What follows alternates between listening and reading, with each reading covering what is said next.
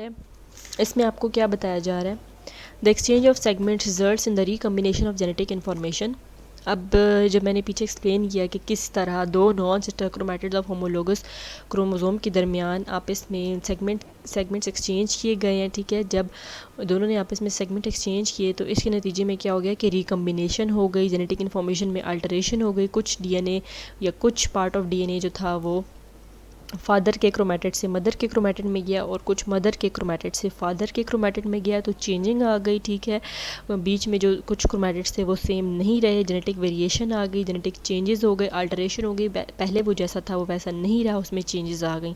तो ये सारा प्रोसेस क्या कहलाता है, क्रॉसिंग ओवर कहलाता है, जिसमें आपके पास एक्सचेंज ऑफ सेगमेंट्स या एक्सचेंज ऑफ डीएनए मटेरियल होता है। After crossing over each pair of homologous chromosome remain as a bivalent. अभी उसमें सिर्फ क्रॉसिंग ओवर का प्रोसेस हुआ, ये नहीं हुआ कि उसमें वो टूट गया, वो अलहदा हो गया, कुछ नहीं हुआ। अभी तक वो वैसे ही पेयर में ही है, होमोलोगस क्रोमोसोम्स एक दूसरे के साथ पेयर में ही है। सिर्फ ये हुआ है कि उन्होंने आपस में क्रॉसिंग ओवर कर लिया, लेकिन अभी तक वो पेयर में ही अरेंज है, उसको बायोवेलेंट ही कहा जाएगा। वो टेट्राड की शेप में ही है, यानी 2 क्रोमोसोम है और 4 क्रोमैटिड्स हैं। अभी तक वो ऐसी ही पोजीशन में रहेंगे। आगे क्या हो रहा है कि फर्दर क्रोमोसोम कंडेंस हो रहा है, न्यूक्लियोलाइड डिसअपीयर हो रही है। सेम वही बात जो माइटोसिस में पड़ी थी, न्यूक्लियर एनवेलप डिसइंटीग्रेट हो रहा है, न्यूक्लियर एनवेलप टूट रहा है। सेंट्रियोल्स का भी बता चुकी हूँ, ये पहले ही डुप्लीकेट हो चुके थे, इंटरफेस में ऑपोजिट पोल पे माइग्रेट कर जाते हैं, स्पिंडल फाइबर्स बनाने शुरू हो जाते हैं।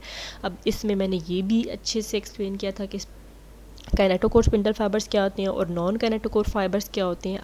अब यहाँ पर बात हो रही है, जो काइनेटोकोर स्पिंडल फाइबर्स हैं वो क्रोमोसोम के काइनेटोकोर के साथ अटैच कर जाएंगे और उसको पुल करने शुरू हो जाएंगे, जबकि जो नॉन काइनेटोकोर स्पिंडल फाइबर्स हैं वो आपस में इंटरैक्ट करना शुरू हो जाएंगे। अब 2 kinetochore spindle fibres from the opposite poles attach with the pair of chromosome. अब इसमें यह बताया जा रहा है कि मियोसिस में क्या था कि क्रोमोसोम होमोलोगस क्रोमोसोम जो थे उन्होंने आपस में पेयरिंग अप कर ली थी। तो अब क्या है कि दोनों तरफ से जब भी काइनेटोकोर स्पिंडल फाइबर्स आएंगे तो एक तरफ से जो है वो एक क्रोमोसोम के साथ अटैच और दूसरी तरफ से दूसरे क्रोमोसोम के साथ अटैच। अगर माइटोसिस में देखा जाए तो हमारे पास सिंगल क्रोमोसोम आते थे और वो सेंटर में अरेंज हो जाते थे, और दोनों तरफ से अगर काइनेटोकोर स्पिंडल फाइबर्स आए तो वो एक ही क्रोमोसोम के साथ अटैच होते थे। लेकिन मियोसिस में चूंकि हमारे पास पेयरिंग अप हो गई है, इसलिए दोनों तरफ से जो क्रोमोसोम स्पिंडल फाइबर्स आ रहे हैं या काइनेटोकोर स्पिंडल फाइबर्स आ रहे हैं वो क्या करेंगे, दोनों तरफ से आके डिफरेंट क्रोमोसोम के साथ अटैच करेंगे। आगे ये डायग्राम आ रही है, इसमें और अच्छे तरीके से आपको समझ आ जाएगी, ठीक। 5.9 ऑन पेज नंबर 98। तो देखें जी, इसमें आपको इंटरफेस बता दिया गया, क्रोमैटिन और सेंट्रोसोम का बता दिया गया। टी क्रोमैटिन मटेरियल है, धागे की शक्ल में है सारा कुछ। उसके बाद आपको बताया गया प्रोफेज़ 1 में क्रोमैटिन कंडेंस हो रहा है, क्रोमोसोम की शेप में आ रहा है, स्पिंडल की फॉर्मेशन हो रही है, सेंट्रोसोम वगैरह ऑपोजिट पोल्स पे जा रहे हैं, डुप्लीकेशन वगैरह हो चुकी है, ठीक। प्रोफेज़ 1 दोबारा से चल रहा है। नीचे देखें कैज़मेटा फॉर्मेशन इसी में हो रही है, एक्सप्लेन कर चुकी हूँ। Point of attachment physical link होता है between 2 non sister chromatids of homologous chromosomes, और क्रॉसिंग ओवर भी इसी फेज़ में हो रही है। अब देखें इसमें जो बात मैं आपको बता रही थी कि कहाँ से आके स्पिंडल फाइबर जो है वो अटैच करेंगे। देखें अब यहाँ पे क्रोमोसोम की पेयरिंग अप हुई हुई है ना, मेटाफेज़ 1 में देखें दो क्रोमोसोम्स अब पेयर अप हुए हुए हैं।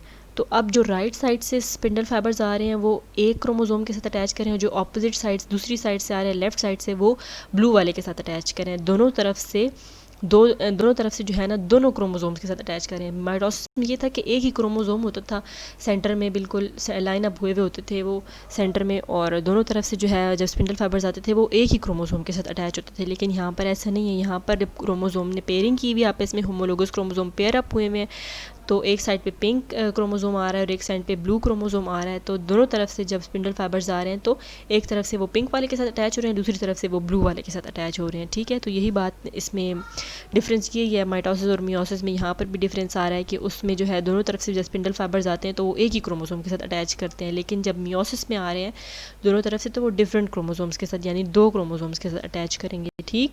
ये चीज़ थी यहाँ पे।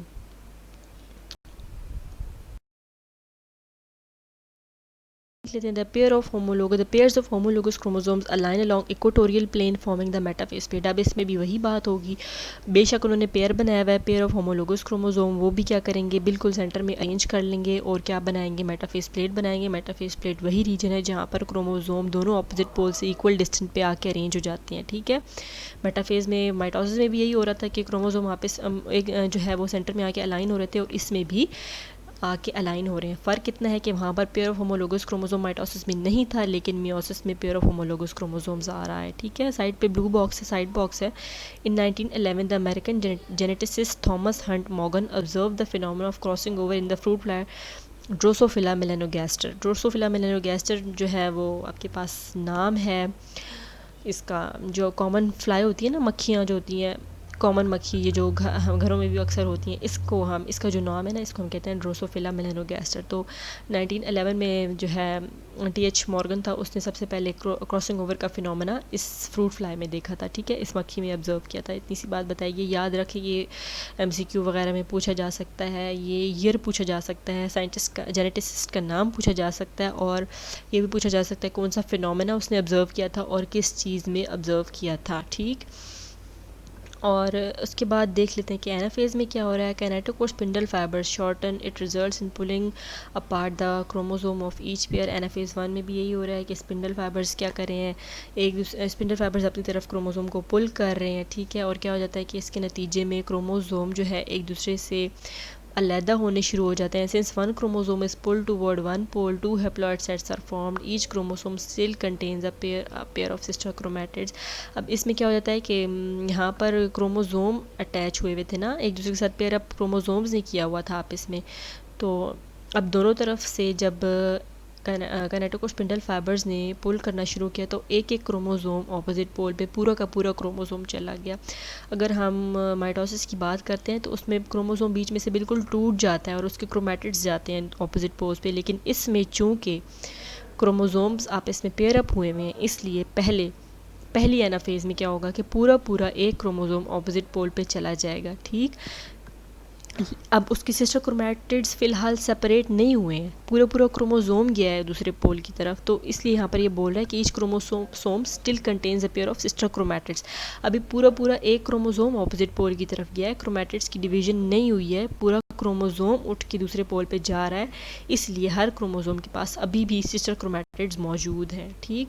नेक्स्ट मैं डायग्राम ऐड करती हूँ तो और ज़्यादा क्लियर हो जाएगा। पूरा पूरा क्रोमोसोम जो है पुल हुआ जा रहा है, ठीक है। प्लाज्मेटा ब्रेक और क्रोमोसोम पुल्ड। अब वही बात हो गई कि जब यहाँ पर पुलिंग स्टार्ट हुई तो क्रोमोसोम का जो आपस में कांटेक्ट था वो भी ख़त्म हो गया और पूरा का पूरा क्रोमोसोम ऑपोजिट पोल्स पर पुल किया जा रहा है। देखिए क्रॉसिंग ओवर हुई हुई है, कुछ पिंक में जो है थोड़ा सा पोर्शन ब्लू का और कुछ ब्लू में थोड़ा सा पोर्शन पिंक है। ये क्रॉसिंग ओवर का फिनोमेना बताया गया है कि यहाँ पर दोनों ने आपस में सेगमेंट एक्सचेंज किए हुए हैं, DNA मटेरियल एक्सचेंज किया हुआ है, ठीक है। अब पूरा का पूरा क्रोमोसोम जो है जा रहा है ऑपोजिट पोल्स की तरफ। तो अब देखें सिस्टर क्रोमैटिड्स तो कहीं भी अलग नहीं हुए, हर क्रोमोसोम के साथ 2 सिस्टर क्रोमैटिड्स स्टिल हैं, ठीक है। लेकिन फ़र्क इतना है कि पहले ये पेयर में थे, लेकिन अब इनका पेयरिंग अप इनकी ख़त्म हो रही है और एक एक क्रोमोसोम ऑपोजिट पोल पे आ रहा है, ठीक। लेकिन सिस्टर क्रोमैटिड्स इनके स्टिल हैं, यहाँ पर सिस्टर क्रोमैटिड्स अभी तक नहीं टूटे, पूरा पूरा क्रोमोसोम ऐसे ही मौजूद है, सिर्फ इनकी पेयरिंग जो है वो हटी है इनके साथ से और अब पूरा पूरा क्रोमोसोम ऑपोजिट पोल पे जा रहा है। अब अगर टीलोफेज को देखें, chromosomes arrive at the poles, chromosome poles पर आ चुके हैं, ठीक। Each pole now has half the number of chromosome but each chromosome still consist of 2 chromatids. अब हर पोल पे हाफ नंबर ऑफ क्रोमोसोम है। कैसे स्टार्ट हमने किया था 46 नंबर ऑफ क्रोमोसोम्स से, ठीक है। चलें आप अपनी बुक पे देखें जो आपके पास प्रोफेज़ 1 की डायग्राम बनाई हुई है, ठीक है। पेज नंबर 98 पे प्रोफेज़ 1 पे देखें, एक सेल के अंदर 4 क्रोमोसोम पड़े हुए हैं, ठीक है। एक ही सेल है ना, उसके अंदर साइटोप्लाज्म दिखाया हुआ है और फिर उसके बाद साइटोप्लाज्म के अंदर 2 पिंक और 2 ब्लू कलर के क्रोमोसोम दिखाए हुए हैं। 4 क्रोमोसोम्स हो गए। स्टार्ट हमने लिया था एक सेल में 4 क्रोमोसोम पड़े हुए थे, ठीक है। ये 4 इसलिए ईजीनेस के लिए क्योंकि 46 क्रोमोसोम्स तो बनाए नहीं जा सकते ना बुक पे, इसलिए आपकी समझ में आने के लिए, ईजी करने के लिए इसको यहाँ पे सिर्फ 4 बनाए गए हैं, ठीक।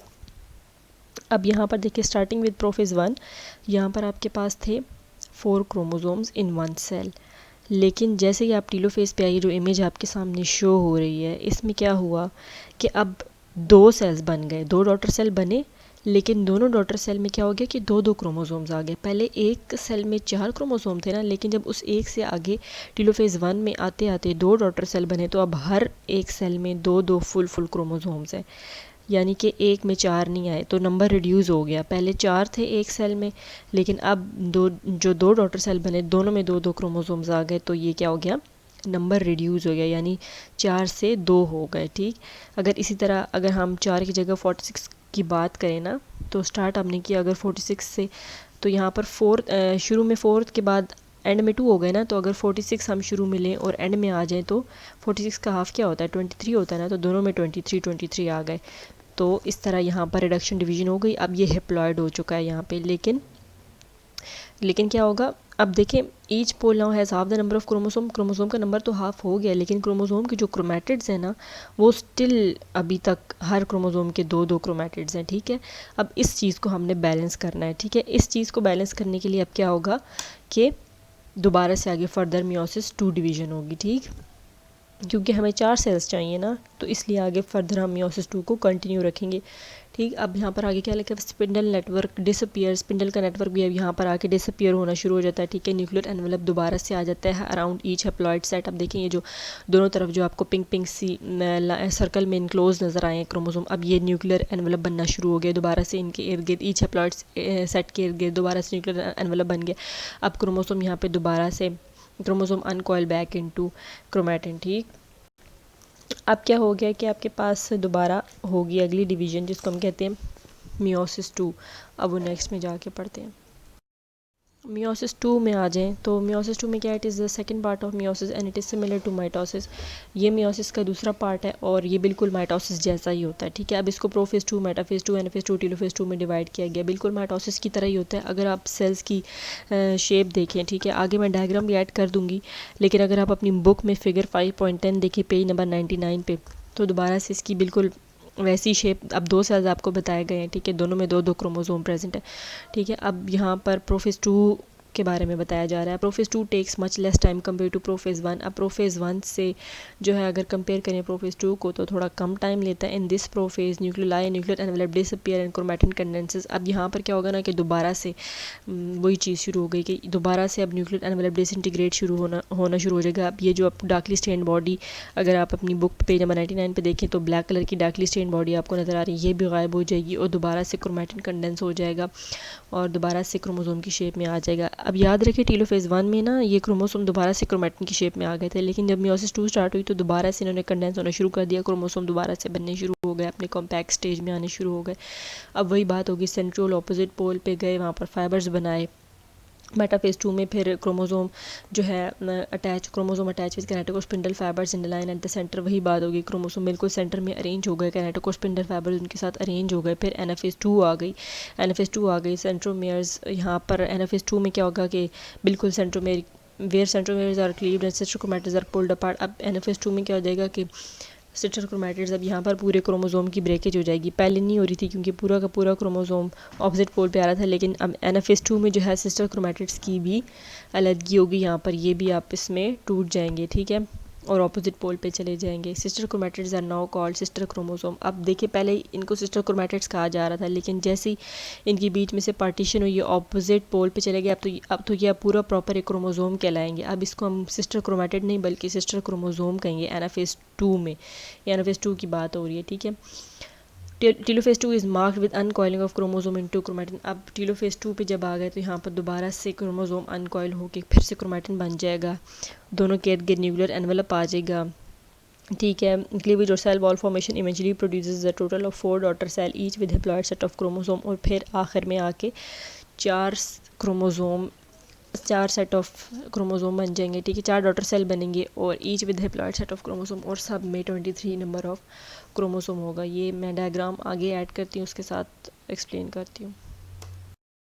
अब अगर मियोसिस 2 की डायग्राम देखी जाए तो जहाँ पर हमने टीलोफेज 1 में सेल्स को छोड़ा था 23 नंबर ऑफ क्रोमोसोम्स पे, ठीक, 2 सेल हमारे पास आए थे मियोसिस 1 से और दोनों में क्या था 23 नंबर ऑफ क्रोमोसोम्स थे, ठीक है। वहीं से स्टार्ट लेंगे। अब यहाँ पर ईज़ के लिए, आपको आसानी के लिए सिर्फ 2 क्रोमोसोम दिखाए गए, 23 नहीं दिखाए गए, ठीक है। तो हम इसकी कैलकुलेशन फिर 23 के हिसाब से बाद में करेंगे, पहले 2 के हिसाब से करते हैं। अब दोनों सेल्स दिखाए जा रहे हैं, ठीक है। दोनों में क्या है कि एक ही सेल में 2 क्रोमोसोम प्रेजेंट है, दोनों के क्रोमैटिड्स भी साथ अटैच हैं। अब क्रोमोसोम 2 है लेकिन क्रोमैटिड्स 4 हैं। क्यों, कैसे 4 हैं? देखें, पिंक वाला एक क्रोमोसोम, ब्लू वाला एक क्रोमोसोम। अगर इसके क्रोमैटिड को करें काउंट, पिंक के 2 क्रोमैटिड, ब्लू के 2 क्रोमैटिड, हो गए 4 क्रोमैटिड, ठीक। अब जब हम सेकंड इमेज पे आते हैं, सेकंड स्टेप पे आ रहे हैं, अभी भी सिचुएशन वही है, 2 क्रोमोसोम हैं, इक्वेटर पे अलाइन हुए हैं, फ़िलहाल 2 क्रोमोसोम हैं और 4 ही क्रोमैटिड्स हैं। लेकिन जैसे ही एनाफेज की तरफ आए, कैनेटोकोर फाइबर्स ने पुल करना शुरू किया, क्रोमोसोम बीच में से ब्रेक हो गया, ऑपोजिट पोल पे जा रहा है। अब ये सिस्टर क्रोमैटिड नहीं कहलाएगा, बल्कि अब इसको हम क्रोमोसोम कहेंगे। अब अगर काउंट करें पिंक वाले 2 और ब्लू वाले 2, तो 4 क्रोमोसोम और 4 ही क्रोमैटिड हो गए, ठीक। अब दोबारा अब जब हम इधर टेलोफेज 2 में आ गए, ठीक है। अभी साइटोप्लाज्म की डिवीज़न नहीं हुई है, अभी साइटोप्लाज्म ने डिवाइड होना है, लेकिन हर सेल के इर्द गिर्द अपना न्यूक्लियर एनवलप आ गया और अभी साइटोप्लाज्म की डिवीज़न सिर्फ रह गई है। तो अभी अगर हम यहाँ पर काउंट करें तो स्टिल हमारे पास एक ही साइटोप्लाज्म के अंदर 4 क्रोमोसोम है और 4 क्रोमैटिड हैं, ठीक है। वही वाली सिचुएशन अभी चल रही है। लेकिन जैसे ही डॉटर सेल्स बने, साइटोप्लाज्म की डिवीज़न हुई, साइटोकाइनेसिस हुई और साइटोप्लाज्म की डिवीज़न हुई। अब हर सेल का अपना अलहदा से साइटोप्लाज्म है और अलहदा से उसके आसपास न्यूक्लियर एनवलप है, ठीक। तो अब हर सेल में क्या हो गया, हर सेल के अपने 2 क्रोमोसोम हो गए और 2 ही क्रोमैटिड हो गए, ठीक। तो यहाँ पर अब क्या हो गया कि यहाँ पर इसको इक्वल कर दिया, यानी उसको क्रोमोसोम के नंबर को भी इक्वल कर दिया और क्रोमैटिड्स के नंबर को भी इक्वल कर दिया, ठीक है। तो यहाँ पर क्या हो गया कि अब जो डॉटर सेल हमारे पास बने वो बिल्कुल हैप्लॉइड हो गए। मियोसिस 1 से हमने स्टार्ट किया था, उसमें क्या था कि एक सेल के अंदर 4 क्रोमोसोम थे, ठीक है। जब उसके हम बिल्कुल टेलोफेज 1 पे पहुँचे तो हमारे पास 2 डॉटर सेल बने हुए थे और दोनों में क्या था, 2 क्रोमोसोम्स थे, वहाँ पर रिडक्शन डिवीज़न हो गई, ठीक है। लेकिन मियोसिस 2 हमने इसीलिए करवाई ताकि हम इसके नंबर को इक्वल कर लें क्रोमोसोम के और क्रोमैटिड के। तो जैसे जैसे हम एंड पे आते गए हमारे पास हिप्लॉइड सेल्स बने, हिप्लॉइड डॉटर सेल्स बने। स्टार्ट हमने डिप्लॉइड से किया था, यानी 46 से मियोसिस स्टार्ट हुई थी।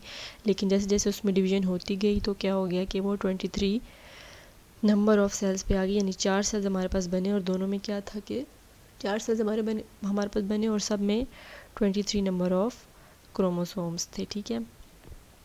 ये टू करके इसलिए बताया गया क्योंकि 46 नंबर ऑफ़ क्रोमोसोम्स तो पूरे सेल में नहीं बताए जा सकते, इसलिए 2 की करके आपको बता देगा। आप इसको इस तरह भी 2 की जगह, यहाँ पे 2 क्रोमोसोम की जगह 23 क्रोमोसोम्स और 4 क्रोमैटिड्स की जगह 46 क्रोमैटिड्स। सेम सिचुएशन नीचे 23 क्रोमोसोम 46 क्रोमैटिड्स। लेकिन जैसे ही यहाँ पर आपके पास एनाफेज आएगा तो यहाँ पर जब इन एनाफेज में जब क्रोमैटिड्स पुल होंगे ऑपोजिट पोल पे, क्रोमोसोम पुल होंगे, तो क्या होगा, फिर आपके पास हो जाएंगे 46 क्रोमोसोम और 46 क्रोमैटिड्स। फिर नीचे भी यही हालत चलती रहेगी, 46 क्रोमोसोम 46 क्रोमैटिड्स। लेकिन जैसी साइटोप्लाज्म की डिवीज़न हो गई तो अब क्या हो जाएगा, 23 23 23 और 23 और क्रोमैटिड्स भी 23 होंगे। अब 4 ऐसे सेल बन गए कि इस चारों में 23 नंबर ऑफ़ क्रोमोसोम्स और 23 नंबर ऑफ़ क्रोमैटिड्स आएंगे।